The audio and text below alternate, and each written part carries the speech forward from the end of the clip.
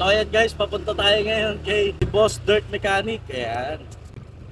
Happy New Year sa lahat. Maraming salamat kay Boss Dirt Mechanic. Pinayagan tayo makita yung address niya. Sa mga gusto pumunta, ayan, puntaan nyo na siya. Pahintayin nyo, tara, let's go! Ayan guys, pag nakita nyo itong San Roque Multipurpose Building. Ayan. Pasok lang daw ako dito sa Skinita. Dito, sunod. Ayun, doon. Yan, E.A. Hermosa. Yan. Yan yung bahay niya. Pasukin natin. Guys, mali pala. Galing tayo doon sa kabila. Yan. Doon. Usog pa ng konti, E.A. Hermosa. Papasok dito, Kapitan Ricardo Pascual. Tara guys, pasukin natin si Boss Dirt Mechanic. Ang panginto niya, tara, let's go!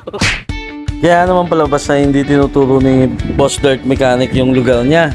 Kasi napakasikip nga naman yung daan. Paano kayo makare-reparan? Try and try na lang talaga kay Boss Dirt Mechanic na i-chat nyo kung saan yung address nila. O kaya naman, ipa-PM nyo na lang na mag-home service sa inyo. Katulad ng ginawa niya sa akin.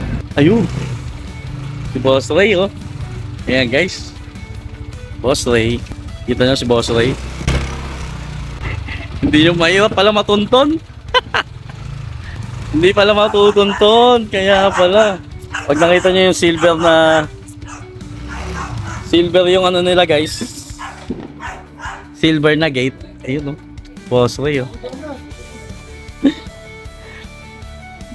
Hindi pala matutunton. Kaya pala. Si Boss Ray. Dirt Mechanic. Ayun, oh. Happy New Year. Bati mo naman, boss. Happy New Year mga boss. Yeah. Guys, alam niyo na saan bahay, ah. Sobrang humble ni Boss Ray at sobrang bait talaga. Pinapasok nga ako at nagkwentuhan kami dyan at kung ano-ano kung natutunan ko sa kanya. At ang dami ng experience na nagbigay bukas sa akin sa pagiging tatay. Sobrang lupit mo, Boss Ray. Kaya ang panginitan nyo, tara na, let's go!